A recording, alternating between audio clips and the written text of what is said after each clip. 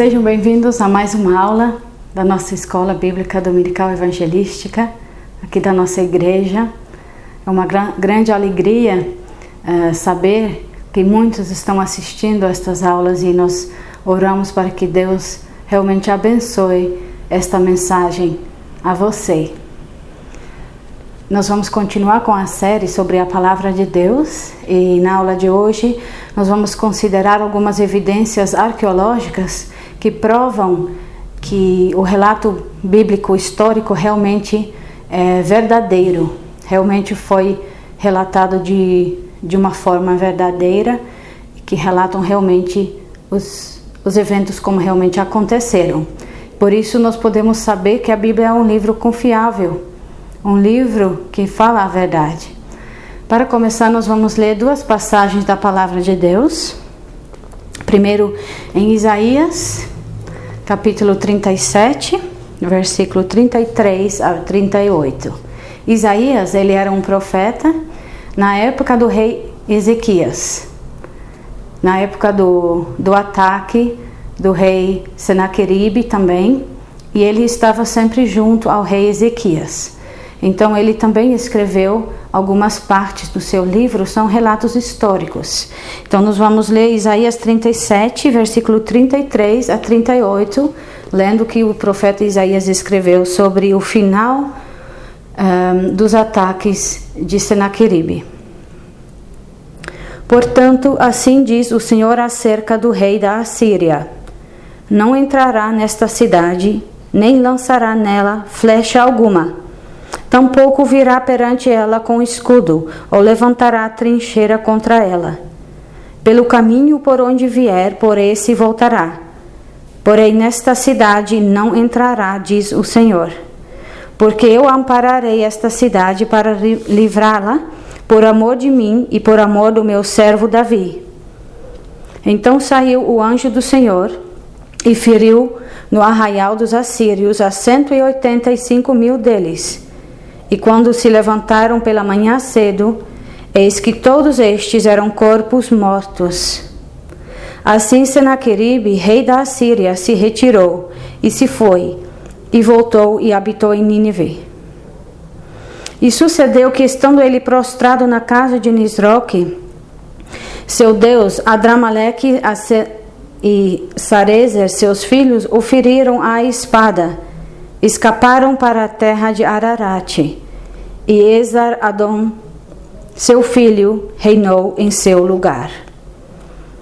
Agora nós vamos passar para o próximo livro, o livro do profeta Jeremias, e nós vamos ler do capítulo 7, versículo 23 a 26.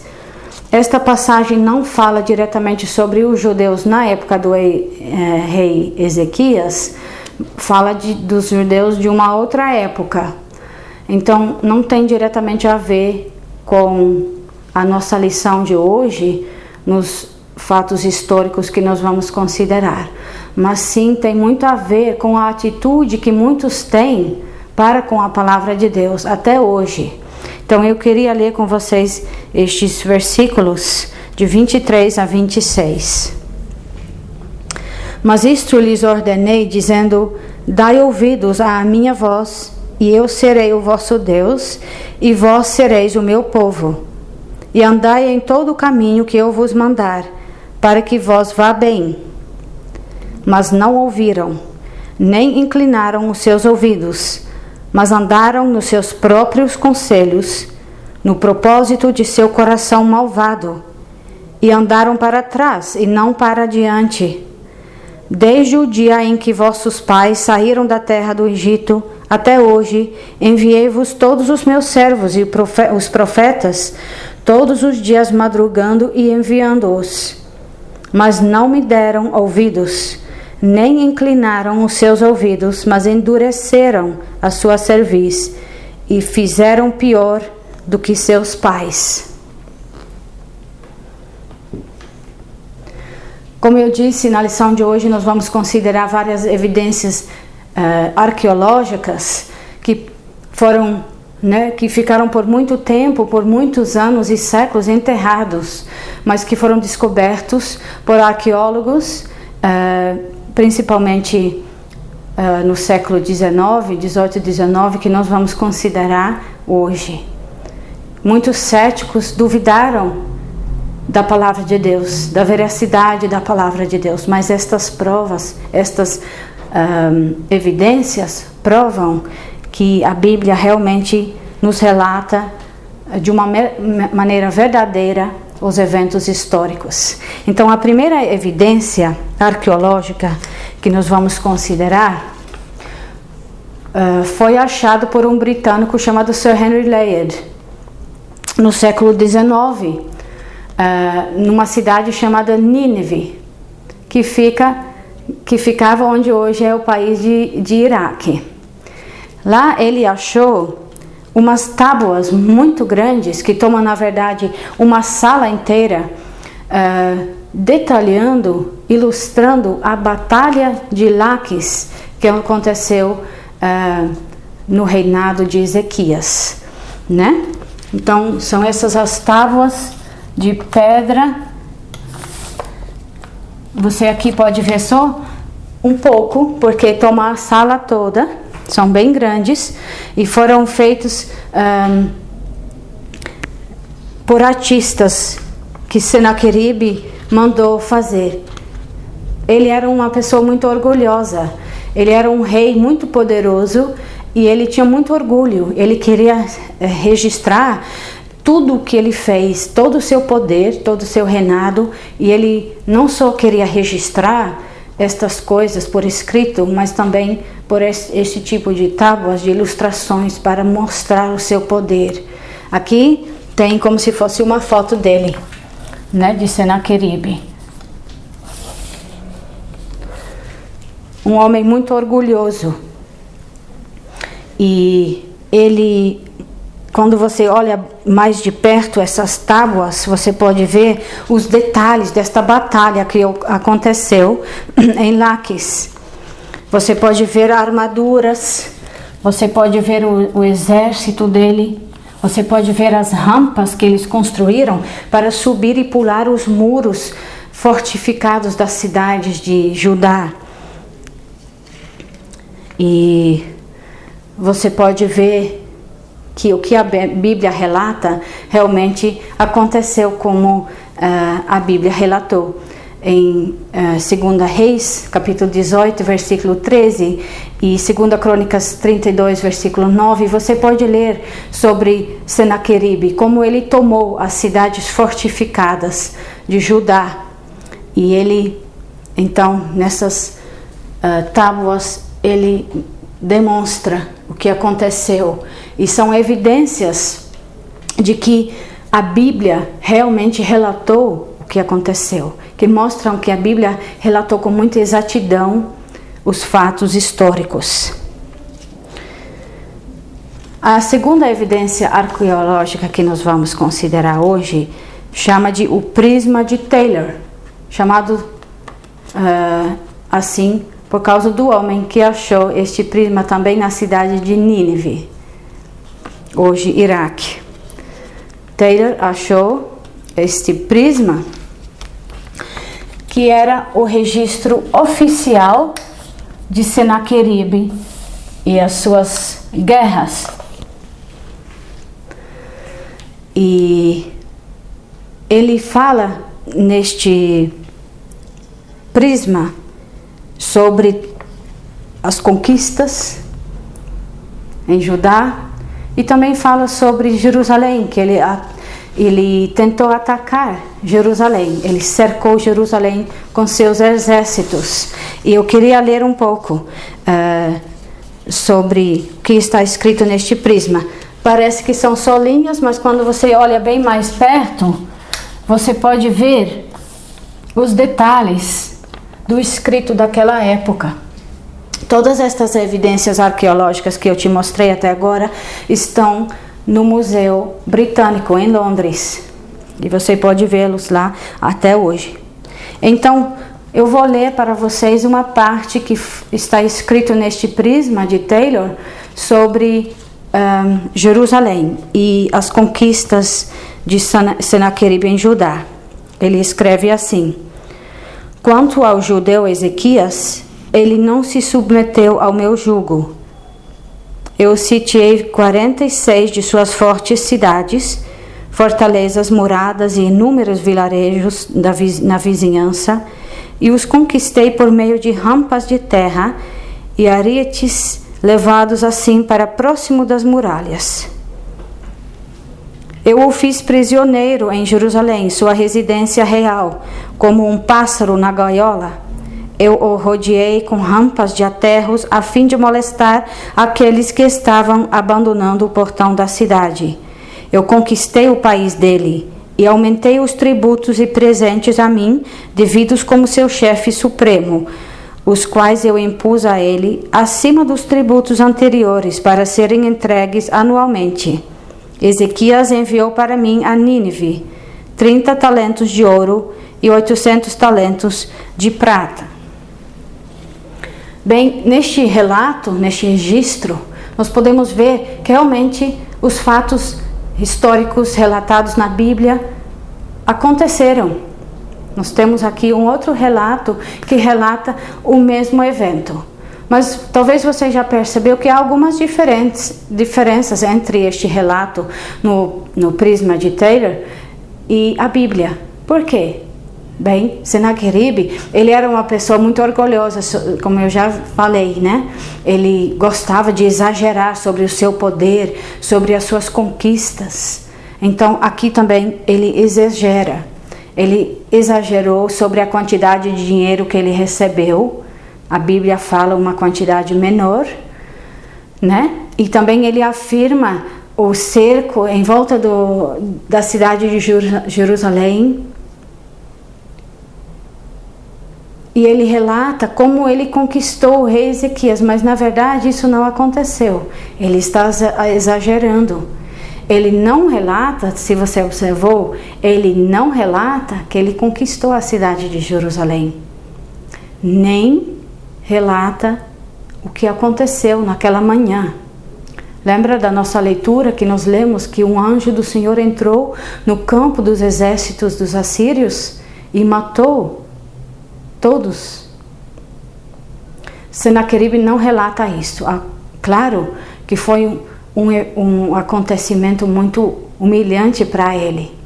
E como ele era um homem orgulhoso, ele deixou este detalhe. Ele ocultou isto. Ele não queria admitir que ele não conseguiu conquistar a cidade de Jerusalém. A terceira evidência arqueológica também é da época de rei Ezequias.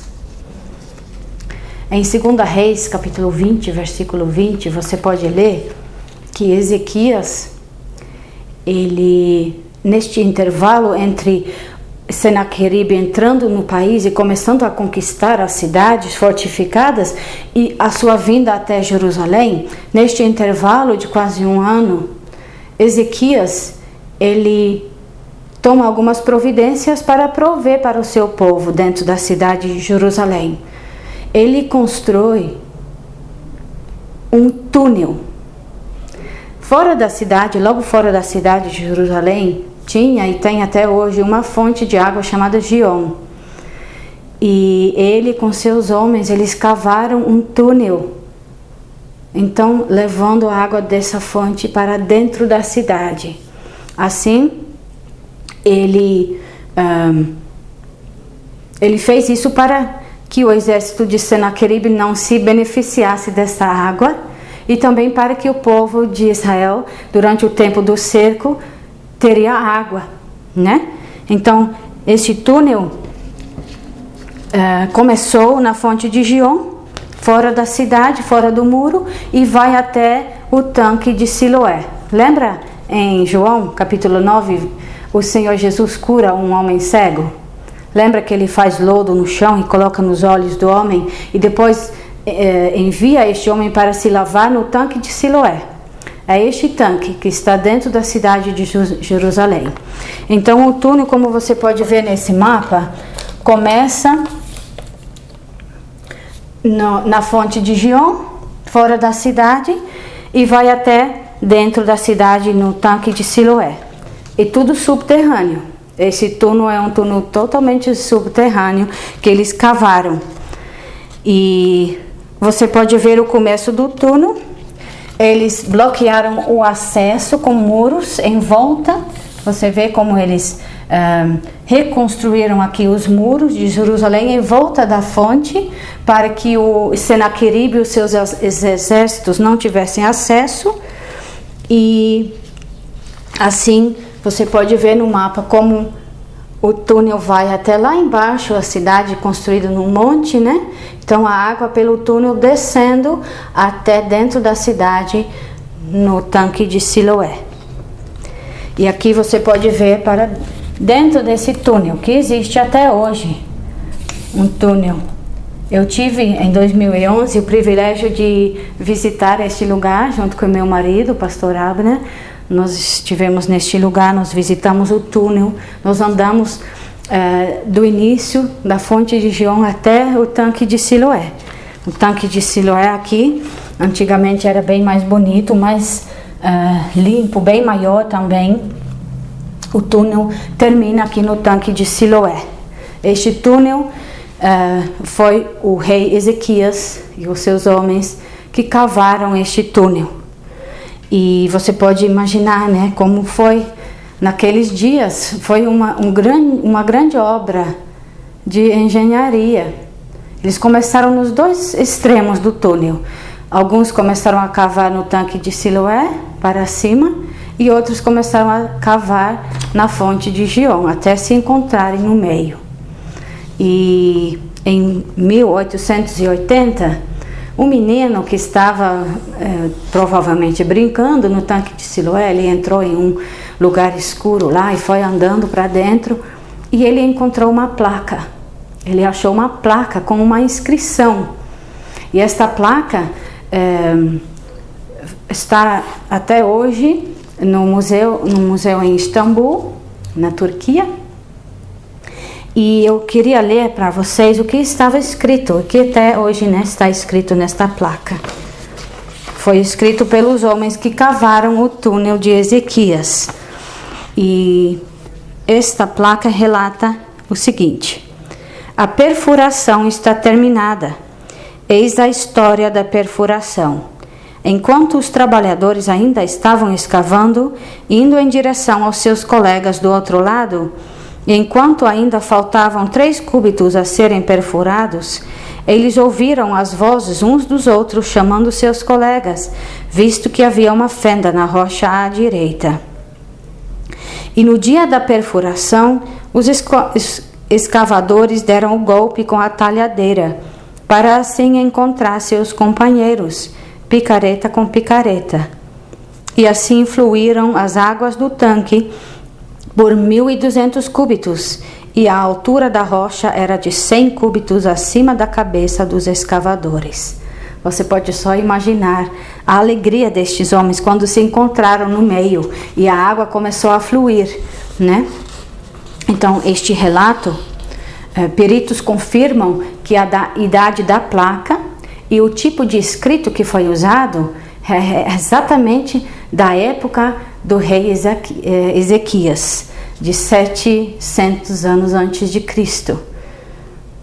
Então, são 3 evidências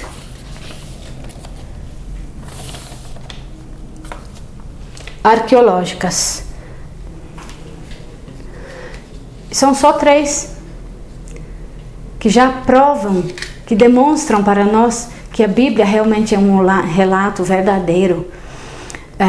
Mas há muito mais, há muitas mais provas, há muito mais evidências arqueológicas que foram achadas ao longo dos anos e até hoje. Muitas delas no Museu Britânico em Londres. Tive o privilégio também de visitar este museu quando eu morava em Londres, né, um lugar muito grande, onde há evidências arqueológicas dos babilônios, no tempo do Egito, e muitas outras coisas interessantes naquele museu, que provam que o relato histórico na Bíblia é um relato verdadeiro. Então, o que nós podemos aprender de tudo isso? Por que muitas pessoas rejeitam a Bíblia quando as provas são tão óbvias, são tão claras, quando tem tantas provas que realmente a Bíblia relata a verdade? Bem, muitos dizem que a Bíblia é um livro de mitos. Mas por quê? Sabe por quê? As pessoas não querem aceitar a verdade da Bíblia. Porque se os relatos históricos são verdadeiros, também o resto da Bíblia deve ser verdade. E as pessoas não querem aceitar os ensinos da Bíblia, as lições espirituais. É uma mensagem muito difícil para uma pessoa orgulhosa. É uma mensagem que ofende. A mensagem de que você é um pecador e que você precisa se arrepender dos seus pecados. Que você precisa de um Salvador para perdoar os seus pecados. Isto é uma mensagem dura para quem é orgulhoso. Então, por isso, muitos rejeitam esses fatos históricos, para que assim também podem rejeitar o resto da Bíblia. E você? Você também já tem algumas dúvidas sobre a Bíblia? Talvez você, ouvindo coisas na escola ou dos seus amigos, você está construindo dúvidas na sua mente. Será que a Bíblia realmente é verdade? Você também talvez já tem algumas desculpas para não acreditar na palavra de Deus? Bem, nesta lição nós temos demonstrado como a Bíblia é um livro confiável, a palavra de Deus. Não somente os relatos históricos que nós provamos que são verdadeiros. Ainda mais, muito mais, então, os ensinos e as lições que a Bíblia nos dá.